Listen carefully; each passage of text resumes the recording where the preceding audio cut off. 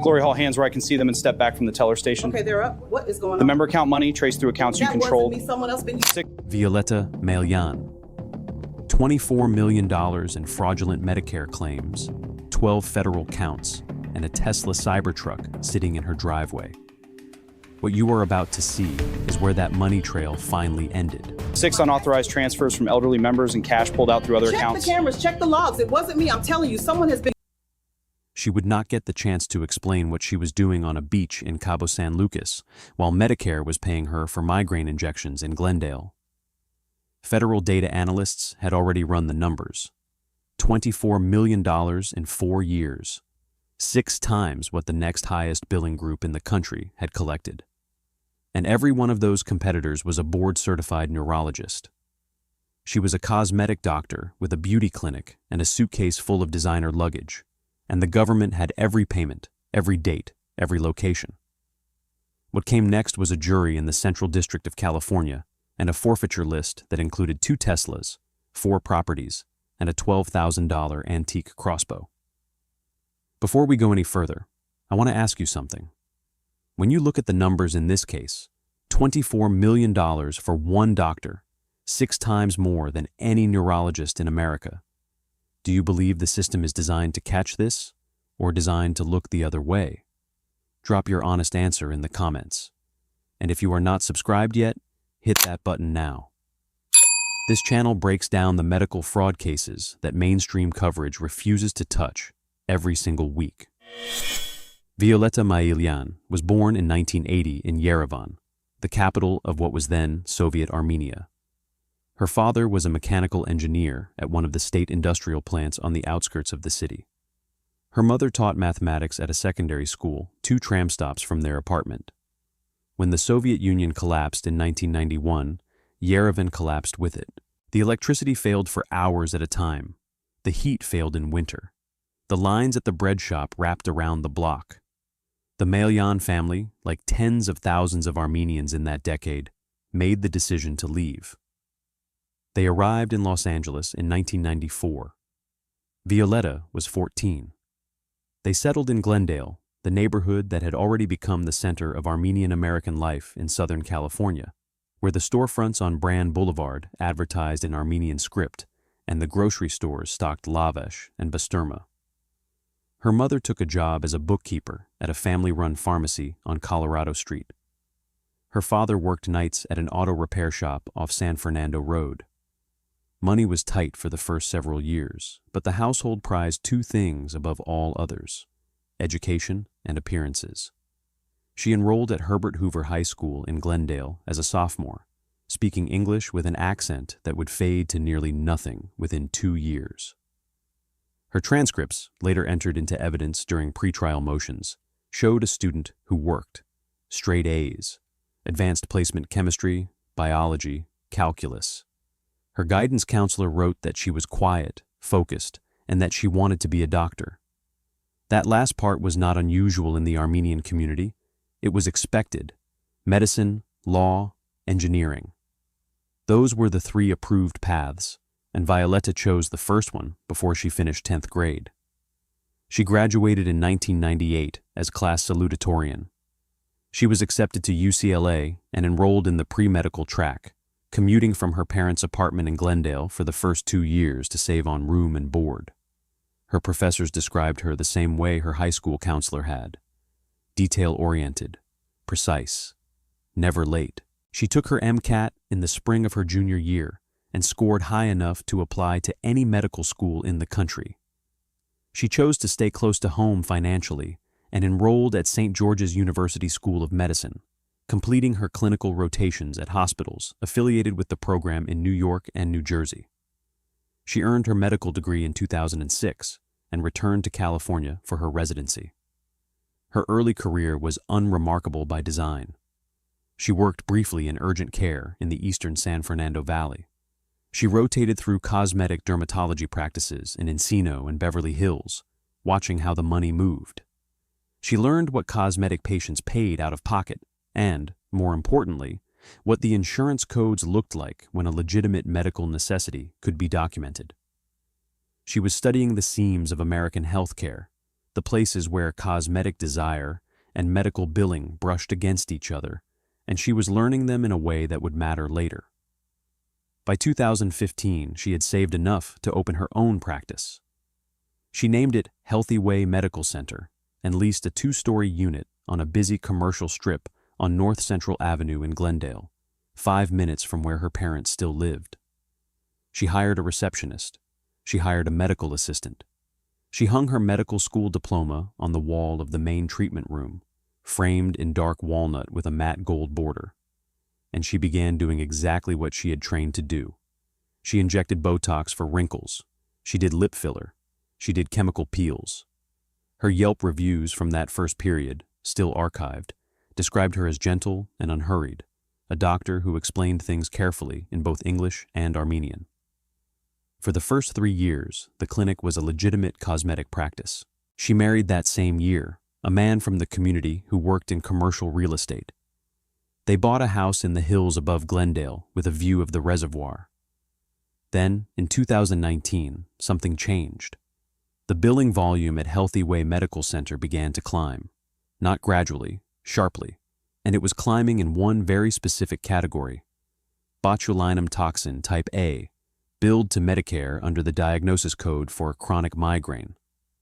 That was the pivot. That was the moment a legitimate cosmetic doctor became something else entirely. To understand what Violetta Maillan did, you have to understand how narrow the door was that she walked through. Botox is one of the most recognizable trade names in American medicine. It is known primarily as a cosmetic injection that smooths forehead lines and crow's feet, administered in medical spas and dermatology offices for cash or credit card, never covered by insurance. And that is correct. Cosmetic Botox is not a covered benefit under Medicare, not for wrinkles, not for jaw slimming, not for hyperhidrosis on the forehead, not for any beautification purpose whatsoever. There is, however, one narrow medical exception. In 2010, the Food and Drug Administration approved onabotulinum toxin for the prophylactic treatment of chronic migraine in adult patients.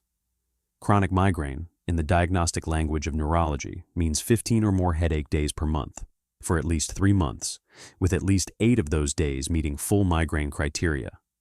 It is a debilitating condition. The Botox protocol for it involves 31 specific injection sites across the head, forehead, temples, back of the head, and upper neck, administered every 12 weeks by a physician trained in the technique. Medicare will reimburse it, and Medicare pays well for it.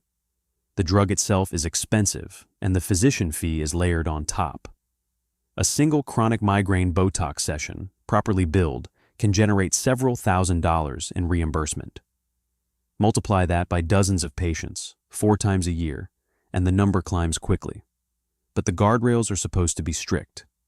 Medicare requires documentation of the diagnosis, chronic migraine, before it will pay. It requires medical necessity notes in the patient's chart. It requires a signed patient consent form. It requires a headache diary showing the frequency threshold. It requires that the injection actually happen on a specific date, at a specific location, performed by the billing physician, on a real patient who exists.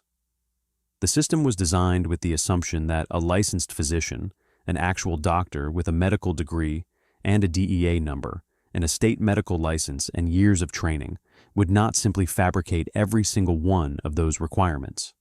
That trust is baked into the entire architecture. Claims are submitted electronically. Payments are issued electronically.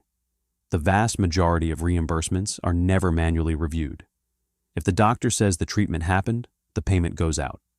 Verification comes later, if at all, and usually only when a claim looks so unusual that it triggers a data flag. Violetta Maillan knew all of this. She had a medical license. She understood the codes, and she understood, as any experienced billing operation understands, that the government audits after it pays, not before. That was the door she walked through. And once she walked through it, she did not slow down. The Healthy Way Medical Center billing records, later reconstructed by federal investigators from Medicare's claims database and the clinic's own encrypted software, told a story that could only be described one way. She was inventing patients on paper. Between January of 2019 and the summer of 2025, Violeta Maillan submitted claims to Medicare for chronic migraine Botox injections at a volume that had no medical parallel anywhere in the United States. She was a single physician, running a 2-story clinic staffed by a receptionist, 1 medical assistant, and part-time help. In 4 years, that clinic billed and collected more than $24 million from Medicare for 1 procedure. To put that number in perspective, when federal analysts stacked her billing against every other Medicare provider in the country, submitting the same codes, she was 6 times higher than the next group of providers. And the next group was not other cosmetic doctors. It was headed by board-certified neurologists at major academic medical centers with entire teams of migraine specialists. The mechanics were straightforward, once investigators pulled them apart. She was billing for migraine injections that were never performed. She was billing for treatments that were actually cosmetic, delivered off the books for cash on top of the Medicare claim. She was billing for patients who did not qualify for the diagnosis. She was billing for patients who had never been to her clinic at all. To make the fraud survive a records audit, she generated the paperwork after the fact. Investigators would eventually find fabricated intake forms, fabricated headache diaries, fabricated consent to treatment sheets, all created on the clinic's software and backdated. Some of the intake forms were dated before the patient had ever contacted Healthy Way. Some claimed a patient had reported chronic migraine symptoms months before they had ever heard the clinic's name. The medical charts, when investigators pulled them, looked plausible on individual review, but fell apart when compared across the database. The escalation was what caught the analyst's attention. In 2019, her Medicare Botox billings were substantial, but not extraordinary. By 2020, they had multiplied. By 2021, she was one of the top 10 providers in California for the code. By 2022, she was number 1 in the country. By 2023, she was billing more than the next 4 physicians combined. She was not slowing down. She was accelerating, and she was doing it during a period when her actual patient volume, based on the clinic's parking utilization, staffing schedule, and appointment book, had barely changed. There were signs, everywhere, that the numbers were fiction. She was billing more than $19 million for injections on days the clinic was closed. Days when the front door was locked, the lights were off, and there were no staff on the premises. The Google Maps timestamps on business hours for Healthy Way, the parking lot's own security footage from the strip mall's management company, and the staffing payroll records all confirmed the clinic was not open. She billed anyway. She billed on Sundays when Healthy Way had never seen a patient. She billed on federal holidays when the medical assistant was with her family. She billed on the day of her own wedding anniversary trip. She was billing on days when she personally was thousands of miles away.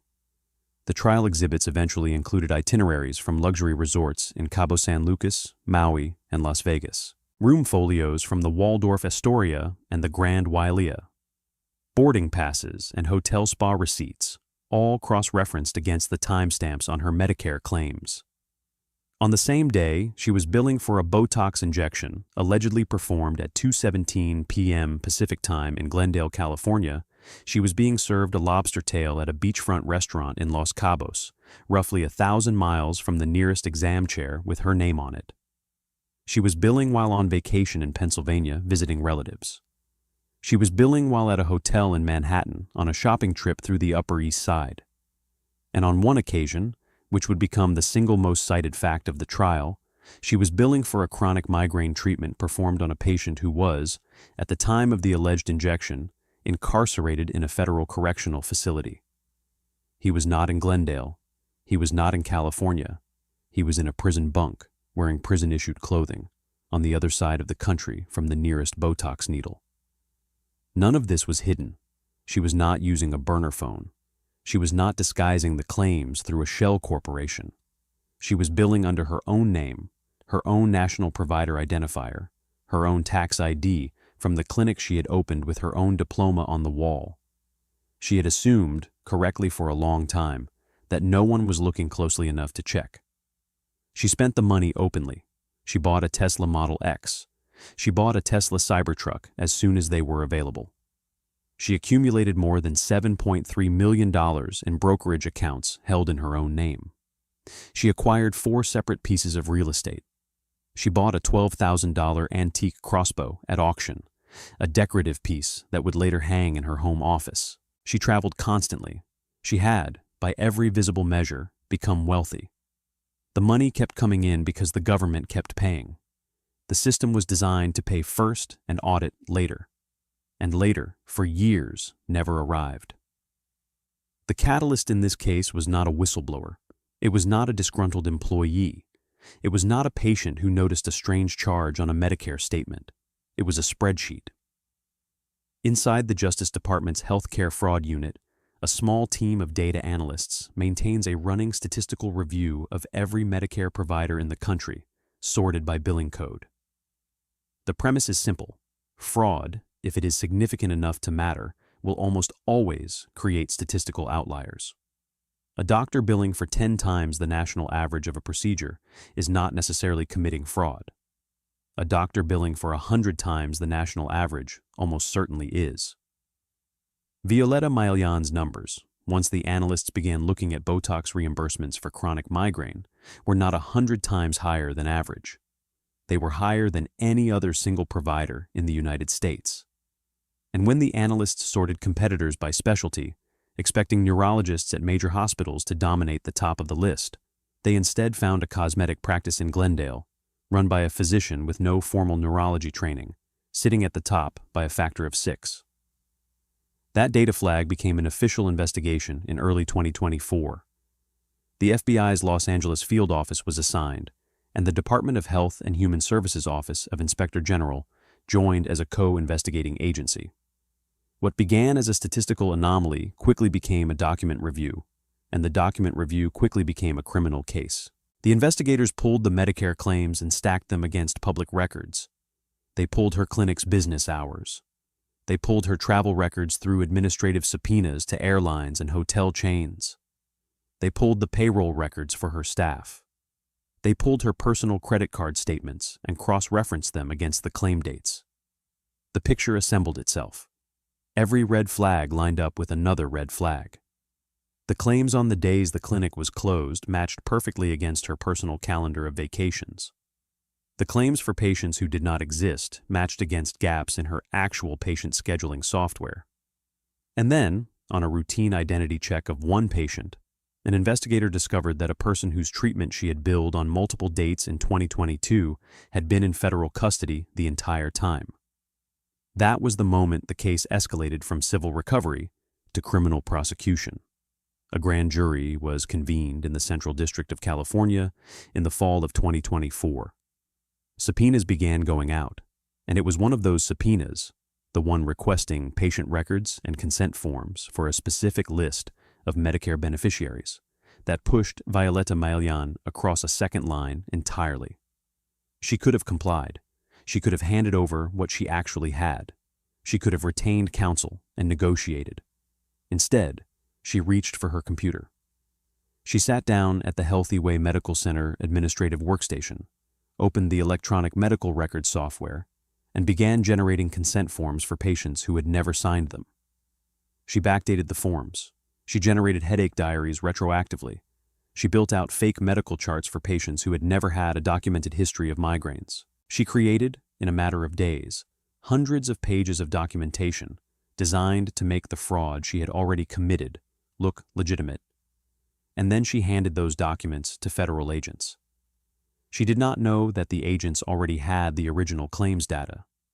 She did not know that they had already interviewed the beneficiaries whose names appeared on the fabricated forms. She did not know that some of those beneficiaries had told investigators, on the record, that they had never had a migraine in their lives. The obstruction case built itself in real time. Every fabricated form she produced became a separate exhibit. Every backdated signature became a separate count. The formal investigation, once it moved past the data flag, was one of the more comprehensively documented Medicare fraud cases the Central District had prosecuted in years. Federal agents did not need to work particularly hard to prove the underlying fraud. She had done most of the work for them. They executed a search warrant at the Healthy Way Medical Center in the spring of 2025. Agents in FBI raid jackets and HHS OIG windbreakers arrived at the strip mall on North Central Avenue at 7 in the morning before the clinic opened.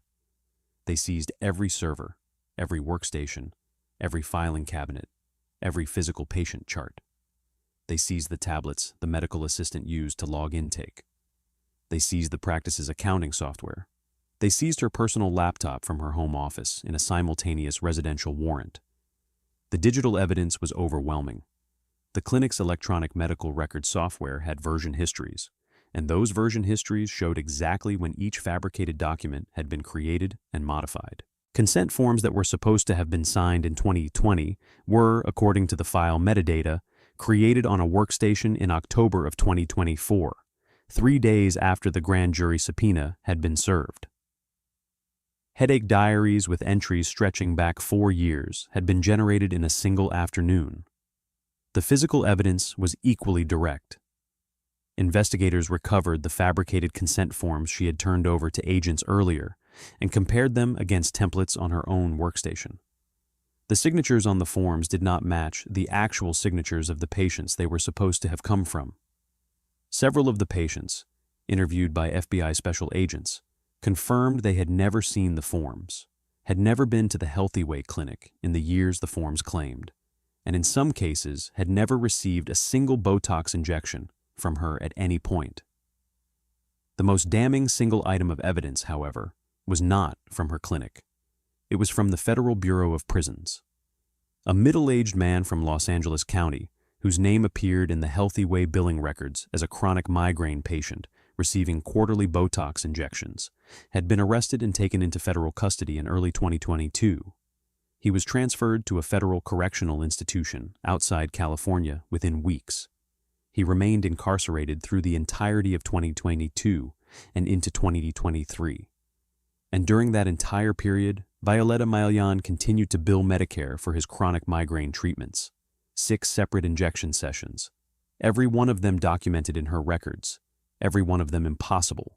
The financial evidence layered on top of everything else. Forensic accountants from HHS OIG traced the $24 million in Medicare payments through her business accounts, through her personal accounts, through brokerage transfers, through the down payments on her 4 properties, through the purchase orders for the 2 Teslas, and even through the auction house in Los Angeles that had sold her the antique crossbow.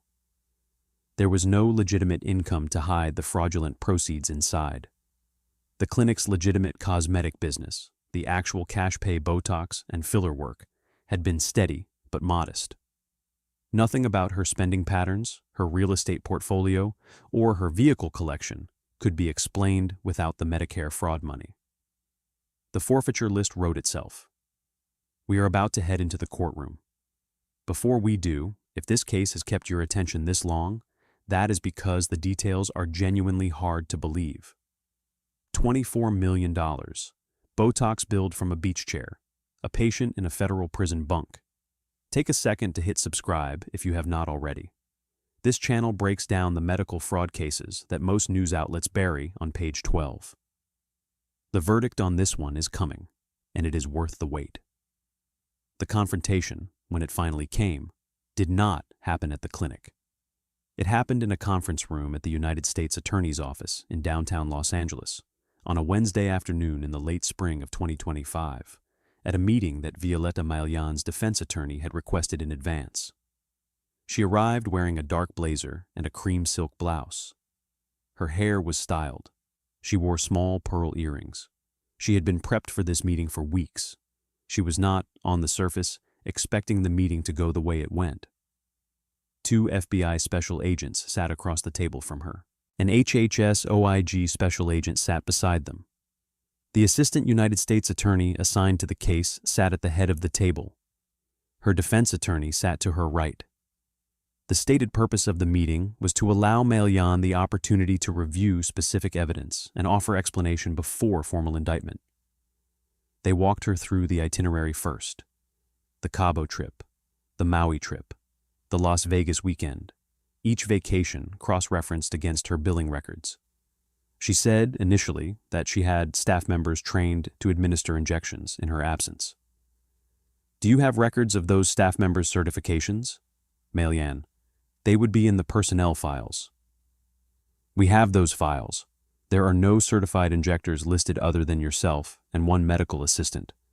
The medical assistant is not authorized to perform Botox injections independently. Would you like to revise your answer? She did not respond immediately. Her attorney leaned in and spoke with her quietly.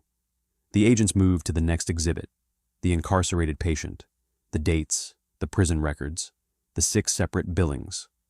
Malian. I don't know that patient personally. FBI agent. You billed for treating him 6 times. Malian. There may have been an error in the records. FBI agent. An error that recurred every 12 weeks for 18 months? She did not respond.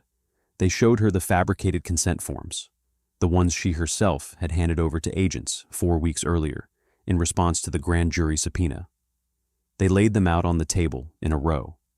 Then they laid the metadata reports next to each form, showing when each document had been created and modified on her clinic's workstation. These forms were dated 2020 and 2021.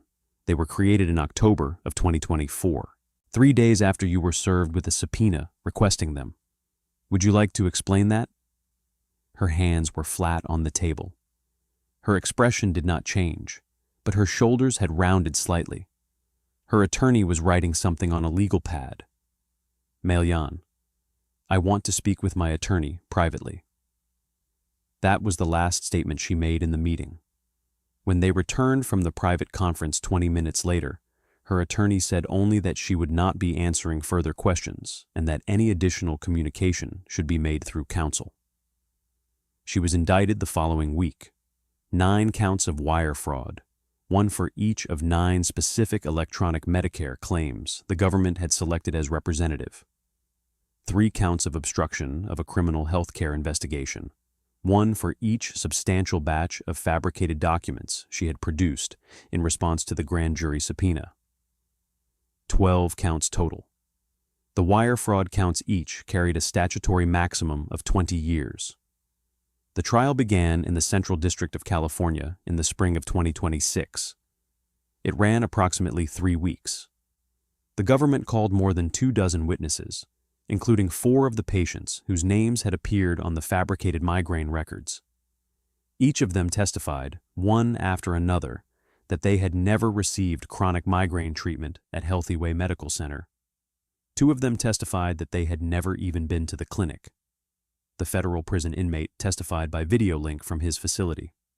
He confirmed on the record that he had never met Violetta Malian, had never been to Glendale, had never received a Botox injection in his life, and had certainly not received 6 of them while housed in a federal correctional institution. The data analysts from the Justice Department Healthcare Fraud Unit walked the jury through the outlier analysis. They displayed the chart that had triggered the investigation.